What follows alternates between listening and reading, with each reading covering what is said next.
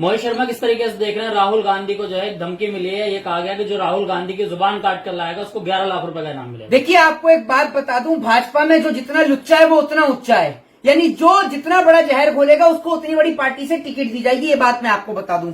दूसरी बात यह कि जिस देश के अंदर विपक्ष के नेताओं को धमकी दी जा रही है, आप उस देश के अंदर जनता की सुरक्षा की किससे गुहार लगाएंगे? आज एक बात मुझे बताइए कि इन्होंने कहा है कि जो राहुल गांधी की जबान काटेगा उसको 11 लाख का इनाम दिया जाएगा। राहुल गांधी के साथ इंडिया अलायंस में तमाम पार्टियां शामिल हैं।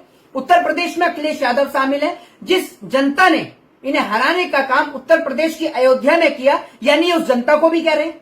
मतलब कल को अगर इस देश का कोई व्यक्ति, इस देश की जनता अगर नरेंद्र मोदी या भाजपा के खिलाफ बयान देगी तो आप उसकी जबान कटवा देंगे? आप इस देश की जनता की जबान काटना चाहते हैं कि मतलब कोई नरेंद्र मोदी की बुराई ना करे? नरेंद्र मोदी जो कहे वो हम चुपचाप सुनते रहे? प्रधानमंत्री मोदी ने थोड़ी कहा है। मैं आपसे एक बात कह रहा हूं, आपने अगर प्रधानमंत्री ने नहीं कहा तो प्रधानमंत्री ने एक्शन भी क्यों नहीं लिया? अगर यही बात सत्ता पक्ष के किसी नेता के खिलाफ कह दी गई होती तो अब तक वो नेता जेल के पीछे होता। मुझे बताइए ना आप मुझे, लेकिन अब तक क्या एक्शन लिया, जरा मुझे आप बताइए, क्या एक्शन लिया प्रधानमंत्री ने? दूसरी सबसे बड़ी बात, जिस तरीके से राहुल गांधी की जीभ काटने की बात कही है, क्या उनको शर्म नहीं आती? वो एक विपक्ष के नेता के ऊपर इतनी बड़ी बात कह रहे हैं। और सबसे बड़ी बात तो मैं ये सोचता हूं कि भारत देश के प्रधानमंत्री, देश के गृह मंत्री ये कहते हैं कि भैया हमने इस देश से आतंकियों को सफाया कर दिया। वहीं दूसरी ओर एक जो इनकी पार्टी के जो लोग हैं वो राहुल गांधी को कोई आतंकी बता रहे हैं। बिट्टू, अगर राहुल गांधी आतंकी हैं तो आप उनको उठा के जेल में क्यों नहीं डालते? और राहुल गांधी ने कौन सा विस्फोट कर दिया? देश में कौन सी जगह विस्फोट कर दिया? जो आदमी पैदल चलकर सड़कों पर संदेश दे रहा है कि मैं तो मोहब्बत की दुकान खोल रहा हूं, उसको आप आतंकी बताते हो? और जो आपकी पार्टी के नेता खुलेआम बयान देते हैं, मुसलमानों के खिलाफ हो चाहे देश की बेटियों के खिलाफ हो, उनको लिए आप क्या कहेंगे? उनको आप देशभक्त बताते हैं? मोहित शर्मा, दूसरे देश में जाके देश की बेइज्जती कराने की क्या जरूरत है? राहुल गांधी दूसरे देश में जाके भारत की बेइज्जती करा रहे हैं, नहीं, इसलिए धमकियां मिल रही हैं। मुझे आप बताइए ना, कौन सी बेइज्जती कराई है? कह रहे हैं कि वहाँ पे पगड़ी जो है खतरे में है, कड़ों पे पाबंदी लग रही है, ये सब कहने की क्या जरूरत है दूसरे? एक बात आप मुझे बताइए, क्या विश्व के अंदर किसको नहीं पता कि हमारे देश में कभी हिजाब को लेकर मुद्दा उठाया जाता है? कभी हमारे यहाँ पर किसानों को खालिस्तानी कहा जाता है, पाकिस्तानी कहा जाता है, आतंकवादी कहा जाता है। बताइए, विश्व का कौन सा ऐसा मुल्क है जहां देश का अनाज पैदा करने वाले किसान को पाकिस्तानी आतंकवादी कहा गया हो? बताइए, विश्व का ऐसा कौन सा मुल्क है? हर जगह खेती होती है, चाहे किसी भी चीज की होती हो, हर जगह किसान है। किस देश की सरकार ने, पूरे विश्व को आप काउंट कर लीजिए, पूरे विश्व में ऐसी कौन सी सरकार है जिसने अपने देश के अन्नदाताओं को आतंकवादी यानी टेररिस्ट कहा हो? बताइए आप मुझे। जिस देश के अंदर नारा दिया गया हो जय जवान जय किसान का नारा, उस देश में किसान को आतंकवादी, खालिस्तानी और पाकिस्तानी कहा दिया जाता है। क्या शर्म नहीं आती इस देश की सरकार को? तो दूसरे देश में बेइज्जती कराएंगे? भाई, दूसरे देश में बेइज्जती की बात नहीं है। बेइज्जती की बात क्या है? एक बात आप मुझे बताइए, किसको नहीं पता चला कि किसान आंदोलन के दौरान हमारे कई सौ किसान भाई शहीद हो गए? किसको नहीं पता चला? आप मुझे बताइए ना कि इस व्यक्ति को नहीं पता, सबको ये बात पता है। दूसरी सबसे बड़ी बात यह है कि आप एक बात मुझे बताइए, जब भारत देश की बेटियों के साथ बलात्कार हो रहा है तो क्या भारत देश की छवि धूमिल नहीं हो रही? विश्व के अंदर के जो तमाम जो लोग हैं वो ये नहीं देखते कि हमारे यहाँ तो बलात्कार नहीं होता, या हमारे यहाँ बलात्कार करने वाले को सख्त से सख्त सजा दी जाती है, लेकिन हमारे यहाँ एक बेटी कोर्ट के चक्कर काटते काटते अपना दम तोड़ देती है, एक माँ अपनी बेटी के इंसाफ में अपना दम तोड़ देती है, एक पिता बेटी के न्याय के लिए दम तोड़ देता है, लेकिन उसको न्याय और इंसाफ नहीं मिलता। और पता चलता है कि इस देश के अंदर बेटी की इज्जत लूटने वाला कोई भाजपा के एमएलए कुलदीप सिंह सेंगर है, तो कोई इस देश के प्रधानमंत्री कहता है बेटी बचाओ बेटी पटाओ। मुझे बताइए ना आप मुझे, तब भारत देश की छवि बहुत गर्वान्वित होती है ना, जब भारत देश का सीना ऊंचा होता होगा। राहुल गांधी के एक बयान से दिल्ली के 3 बार के एमएलए रहे, उन्होंने इतने वो मतलब दुखी हुए, उन्होंने कहा कि राहुल गांधी सुधर जाएं, नहीं तो उनका हाल वो होगा जो उनकी दादी का हुआ। एक बात आप मुझे बताइए, क्या इस देश के इन तमाम नेताओं को दर्द नहीं होता जब इनकी पार्टी का प्रधानमंत्री कहता है बेटी बचाओ बेटी पटाओ? तब तो आप कह देते हैं कि स्लिप ऑफ टंग के जीभ फिसल गई। मुझे बताइए ना आप मुझे। मैं यहां किसी नेता को जस्टिफाई करने की बात नहीं कर रहा हूं, मैं ये कह रहा हूं कि आज अगर कांग्रेस पार्टी है तो कांग्रेस पार्टी के साथ लाखों करोड़ों कार्यकर्ता जुड़े हुए हैं, करोड़ों कार्यकर्ता जुड़े हुए हैं। तो यानी अगर आपने जीभ काटने की बात कही है तो ये बात तो आपने उनके तमाम कार्यकर्ताओं को भी कह दी, यानी आप देश की जनता की जबान काट देंगे। इस देश में बाबा साहब भीमराव अंबेडकर ने इस देश के संविधान के तहत देश के प्रत्येक नागरिक को राइट टू स्पीच का अधिकार दिया है, राइट टू फ्रीडम का अधिकार दिया है, बोलने का अधिकार दिया, अपनी बात को कहने का अधिकार दिया है। और ये नरेंद्र मोदी जिस वक्त पर देश के प्रधानमंत्री नहीं थे, भारत देश के लिए क्या क्या कहा इन्होंने, वो आप भूल जाएंगे? बताइए, विश्व के पटल पर खड़े होकर विदेशों में जाकर भारत की छवि को किस प्रकार से धूमिल करने का काम किया, क्या आप वो भूल जाएंगे? बताइए ना आप मुझे। आज भले ही इस देश की बिकाऊ मीडिया और पैसे के खातिर अपना जमीर बेचने वाली मीडिया नरेंद्र मोदी के उन बयानों को नहीं चलाती होगी, लेकिन इस देश की जनता जानती है कि नरेंद्र मोदी ने कैसे विदेश में जाकर बयान दिया और क्या क्या कहा भारत देश के लिए। मुझे बताइए ना। इसलिए तो कहना है कि राहुल गांधी समझ जाए, नहीं तो उनकी दादी जैसा हाल होगा। एक बात आप मुझे बताइए, पहली बात आप जो ये कहते हैं कि उनकी दादी के जैसा हाल होगा, पहली बात तो ये है कि वो एक देश के अंदर एक इंसिडेंट था और इंसिडेंट के चलते देश के तमाम जो बेगुनाह लोग हैं उनकी भी जान गई। तो आप जो इस इंसिडेंट की बात करते हैं, दूसरी सबसे बड़ी बात मैं आपको बता दूं, उनके पिताजी राजीव गांधी किस तरीके से बम के द्वारा उनको उड़ा दिया गया। आज आप भले ही राहुल गांधी को हजारों लाखों गालियां दे दें, मैं आपसे पूछना चाहता हूं कौन से नेता का बेटा है, बताइए मुझे। अमित शाह के बेटे जय शाह में दम है कि कश्मीर से कन्याकुमारी तक पैदल पदयात्रा कर ले? जिनके पिता, आप एक बात ये सोचिए, जिसकी दादी इस देश के लिए शहीद हो गई हो, जिसके पिता इस देश के लिए शहीद हो गए हो, उसकी मां का कलेजा कितना बड़ा होगा कि अपने इकलौते बेटे को इस देश की सेवा के लिए समर्पित कर दिया। क्या कमी है राहुल गांधी के पास? किस चीज की कमी है?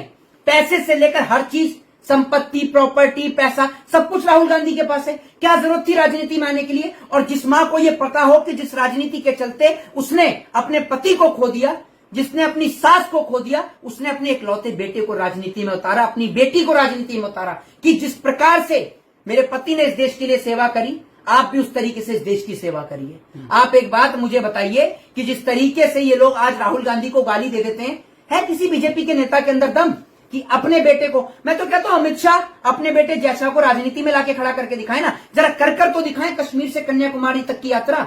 दूसरी सबसे बड़ी बात, कांग्रेस पार्टी की सरकार थी, राहुल गांधी को प्रधानमंत्री बनाया जा सकता था, लेकिन बनाया मनमोहन सिंह को।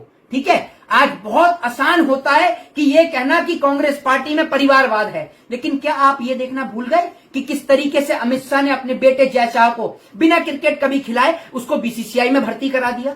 किस तरीके से राजनाथ सिंह जो इस देश के रक्षा मंत्री हैं, उनके बेटे पंकज सिंह एमएलए बन जाते हैं? तो क्या यह परिवारवाद नहीं है?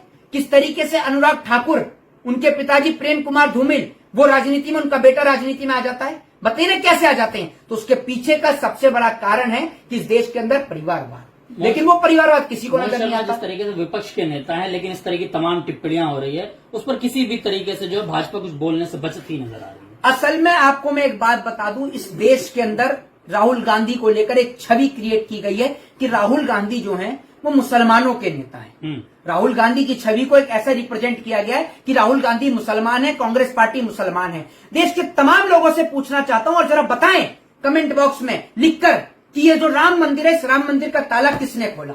जरा मुझे आप बताएं, बताइए ना आप मुझे। दूसरी बात ये कि जो आप राम मंदिर की बात करते हैं, जिस दिन अयोध्या से भारतीय जनता पार्टी हारी, उसी दिन प्रधानमंत्री ने अपना नारा बदल दिया, खड़े होकर कहते हैं अपने कार्यालय से, जय जगन्नाथ, जय जगन्नाथ। मतलब अगर आप राम के गढ़ में हार गए तो राम को भूल गए, यानी कल को अगर आप सत्ता छोड़ गए तो आप हिंदुओं को भी भूल गए। और भूल क्या गए? हिंदू तो याद ही नहीं है इन्हें। मैं आपसे कहता हूं और ओपन चुनौती के साथ कहता हूं कि इस देश के अंदर हिंदुओं को कौन सा फायदा पहुंचाया भारतीय जनता पार्टी की सरकार ने, जरा मुझे बताएं। और मैं खुलकर इस बात को दावे से कहता हूं कि जब जब भाजपा की सरकार केंद्र में आती है, सबसे ज्यादा हिंदुओं की हत्या होती है, क्योंकि अगर हिंदुओं की हत्या नहीं होगी तो बीजेपी को एक वोट नहीं मिलेगा। बीजेपी सिर्फ राजनीति करती है तो नफरत की करती है, प्रेम और स्नेह की राजनीति से बीजेपी पूरी लाखों कोस दूर रहती है। जी नहीं, जिस तरह की बयानबाजी की जा रही है, क्या लगता है आपको क्यों की जा रही है ये सब? बयानबाजी का अर्थ है लोगों का माइंड डाइवर्ट करना, दिमाग को घुमाना, नौजवानों को रोजगार से ध्यान भटकाना, बढ़ती महंगाई से जनता का ध्यान हटाना, महिलाओं के साथ यौन शोषण, बलात्कार जैसी घटनाओं से जनता का ध्यान भटकाना। कितनी बड़ी घटना अभी देश के अंदर हुई, कलकत्ता में हुई, उत्तराखंड में हुई, उत्तर प्रदेश में हुई, मध्य प्रदेश में हुई। इन तमाम घटनाओं को नजरअंदाज कर दिया गया चंद सेकंड में। बीएचयू के अंदर जिस तरीके से एक बेटी के साथ में रेप करने वाले जमानत पर बाहर आ जाते हैं, उन सब मुद्दों को ढककर एक मुद्दा राहुल गांधी का क्रिएट कर दिया गया। आज चुनाव क्या आ गए, कश्मीर के अंदर पाकिस्तान से खतरा नजर आ गया। कहते हो आर्टिकल 370 हटा दिया, 370 हमने हटा दी। अगर 370 आपने हटा दी, इतना बढ़िया कर दिया, तो आधी दूर सीटों पर चुनाव क्यों लड़ रहे हो? नहीं, सारी सीटों पर चुनाव लड़ो। विवादित बयान देने वाले नेता अभी भी अपनी बात पर अड़े हुए हैं। मैं आपको बता रहा हूं ना, असल में क्या है कि जब आप एक पेपर को देने जाते हैं तो उस पेपर की कुछ सीमाएं होती हैं कि अगर आप उस पेपर को दे रहे हो, जैसे आपको कोई जुडिशरी का एग्जाम देना है तो सर्वप्रथम आपका जो है LLB होना कंपलसरी है, तभी आप जुडिशरी के एग्जाम में बैठ सकते हैं। या आप कोई MBBS का एग्जाम दे रहे हो तो सबसे पहले आपका नीट क्लियर होना जरूरी है, तब आप MBBS डॉक्टर बन पाओगे। तो कुछ क्वालिफिकेशन होती हैं। तो भाजपा में टिकट की क्वालिफिकेशन ये है कि कौन मुसलमान के खिलाफ बयान देगा, कौन हिंदू के खिलाफ बयान देगा, कौन हिंदू को उग्र करेगा, कौन हिंदू को खतरे में बताएगा। तो राहुल गांधी कोई मुसलमान थोड़ी नहीं है। मैं बता रहा हूँ, मैं आपको बता रहा हूँ। असल में क्या है, हरियाणा का चुनाव है, हरियाणा का चुनाव सर खड़ा हुआ है, इधर महाराष्ट्र का चुनाव सर खड़ा हुआ है। किस मुद्दे पर बीजेपी चुनाव लड़ेगी? मुझे कोई देश का एक व्यक्ति बता दे। जो पत्रकार मोदी का जूता चाटते हैं सुबह से शाम तक, मुझे एक काम बताएं कि इस काम पर मोदी सरकार चुनाव लड़ेगी इस बार हरियाणा और महाराष्ट्र में। कोई काम ही नहीं किया, सिर्फ एक ही काम है, नफरत का काम पूरे देश में फैला दो। कभी विपक्ष के नेता को खतरे में डाल दो, कभी देश की जनता को खतरे में डाल दो, और कोई काम ही नहीं है। आपको बीजेपी का विकास नहीं दिखता है? वो कहते हैं विकास के मुद्दे पे चुनाव लड़ेंगे। बीजेपी के लोगों ने तो शादी ही नहीं करी, तो विकास कहां से पैदा हो जाएगा? और बात रही जनता के विकास की, तो जनता का तो सत्यानाश हुआ है, या कह दीजिए सर्वनाश हुआ है। कौन सा विकास? किसका विकास? योगी जी का विकास या नरेंद्र मोदी का विकास? अरे 18-18 घंटे काम करते हैं जनता के लिए। जनता के लिए 18-18 घंटे काम करते हैं? मुझे लगता है कि आप किसी मजदूर की बात करें जो मिल में काम करता है। कौन 18 घंटे काम करता है इस देश के लिए? देश के प्रधानमंत्री मोदी। मोदी जी क्या काम करते हैं? मोदी जी किसी मिल में मजदूर हैं कि अगर मोदी जी चक्की चलाएंगे तो आटा मिलेगा, कोल्हू चलाएंगे तो तेल मिलेगा? देश की सेवा करते हैं। क्या है देश की सेवा? भाषा का 18 संयम घंटे। रखिए। मोदी जी किसी सरहद पर, बॉर्डर पर जवान लगे हुए हैं? क्या काम करते हैं मोदी जी 18-18 घंटे? क्या काम है देश के बारे में प्रधानमंत्री सोचते का? मुझे बताएं क्या है? देश के बारे में सोचते हैं। अगर देश के बारे में कोई आदमी सोच रहा है और सोचते सोचते इतनी सरकारी संपत्तियों को बेच दिया, तो ऐसी सोच तो भैया अपनी जेब में धर। हमें नहीं चाहिए ऐसी सोच। क्या करेंगे हम ऐसी सोच का? जिस आदमी ने सोचते सोचते भारत की आध से ज्यादा सरकारी संपत्तियों को प्राइवेटाइजेशन कर दिया, आधियों को बेच दिया, तो उस आदमी की सोच कितनी खतरनाक है देश के लिए, देश के नौजवानों के लिए। अंदाजा लगा लीजिए। तो क्या समझ रहे हैं कि नहीं, जिस तरह से हरियाणा में अभी चुनाव है और राहुल गांधी पर इस तरह की बयानबाजी हो रही है, तो कैसे देख रहे हो इसे? एक बात मैं बता दूं, हरियाणा के चुनाव में तो मैं आपको बता दूं, हरियाणा से साफ है, या ये समझ लीजिए कि हरियाणा से हाफ है और महाराष्ट्र से साफ है, ये समझ लीजिए आप। और इनका दिल्ली के अंदर सीधा मुंडन होने वाला है, ये बात आप याद रखिएगा। ये जो 3 बीजेपी तो दावा कर रही है हरियाणा में फिर से आ रहे हैं हम तीसरी बार। ये तो वैसा ही दावा है ना जैसे 400 पार का मोदी जी दावा कर रहे थे। भक्त फटा अच्छा अंदर भले ही है, लेकिन उसके बाद भी 400 चिल्ला रहे थे, और इतनी बुरी हालत हुई कि 400 तो दूर की बात 300 भी नहीं छू पाए। देखा ना कितनी बुरी हालत हुई। तो मैं आपको बता दूं, पहले तो मोदी जी अकेले ही फेंकते थे, अब कुछ सहयोगी भी पकड़ लें, और सहयोगी पकड़े पत्रकार कि इनको खरीद लो, और जौन सा कब्जे में ना आए ना उसके ऊपर कार्रवाई करवा दो, नहीं तो उसको चैनल से बाहर निकाल के खड़ा कर दो। रवीश कुमार कब्जे में नहीं आए, चैनल से बाहर निकाल के खड़ा कर दिया। पुण्य प्रसून वाजपेयी, अभिषार शर्मा, अजीत अंजुम, कितने पत्रकारों के नाम घुमाऊं? क्या आप इन पत्रकारों को कहेंगे कि सारे मुसलमान हैं? मतलब देश में हिंदू कौन है? जो बीजेपी की तारीफ करे, बीजेपी के तलवे चाटे, वो हिंदू है, और कोई बीजेपी की बुराई कर दे तो वो हिंदू ही नहीं है, उसको मुसलमान करार देते हैं। कैसी सोच है आपकी? तो हरियाणा इलेक्शन में क्या मुद्दे लग रहे हैं, क्या रहेंगे? हरियाणा में भाई किसान सबसे बड़ा मुद्दा है। किसान से बड़ा, नौजवान से बड़ा कोई मुद्दा ही नहीं है भाई। किसान सबसे ज्यादा हरियाणा से आ रहे हैं, पंजाब से आ रहे हैं। नौजवान बेरोजगारी में हरियाणा नंबर 1 पर है। बताइए ना आप मुझे, तो क्यों देगा हरियाणा की जनता वोट? किसानों से तो माफी मांग ली ना, माफी मांग ली थी। मैं आपसे कहता हूं, किसी बीजेपी के नेता का बेटा अगर शहीद हो जाए, शहीद तो खैर ये नहीं होते, ये तो गुलामीबाज लोग हैं, ये क्या शहीद होंगे? और ये शहादत का फर्ज क्या जाने।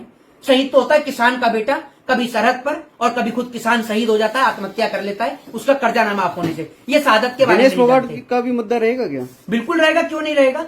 आप एक बात मुझे बताइए, प्रधानमंत्री कहते हैं 56 इंच का सीना, 56 इंच का सीना। पहले तो कोई पकड़ के उस टेलर को लेकर आए जो उनसे बता रहा है 56 इंच का सीना। अगर उसका 56 इंच का सीना है, फिर तो हमारे देश के जवानों को पता नहीं कितने इंच का सीना होगा। उनका तो कई सौ इंच का सीना है, क्योंकि जो इस देश का जवान सरहद पर दिन रात खड़ा रहता है, -10 डिग्री टेम्परेचर में इस देश की सरहद की हिफाजत करता है, उसका कितना बड़ा सीना होगा। तो जौन से टेलर ने नाप लिया है 56 इंच वाले को, इस टेलर को लेकर आओ पहले तो पकड़कर, इससे हम पूछें कि ये बताया मैं 56 इंच का सीना कैसे कह दिया इसने। 56 इंच का सीना अगर इनका था, तो जब हमारे देश की बेटी को ओलंपिक से गोल्ड मिलने के बाद से वापस लिया गया, तब ये 56 इंची कहां था? सिर्फ ट्विटर पे ट्वीट करना जानता है, या कुछ अपनी इंटरनेशनल पॉलिसी भी दिखाएगा? दिखाओ इंटरनेशनल पॉलिसी। क्या इंटरनेशनल पॉलिसी?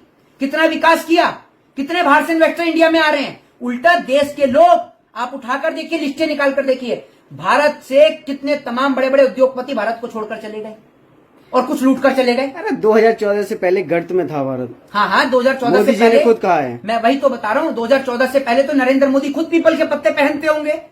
अंडरवियर का आविष्कार भी नरेंद्र मोदी ने किया। पर्सनल सैंडो बनिया नहीं, मैं आप कह रहे ना भाई गर्त में था, तो भाई इससे पहले तो मैं यही कहूंगा ना कि अंडरवियर का आविष्कार नरेंद्र मोदी ने किया।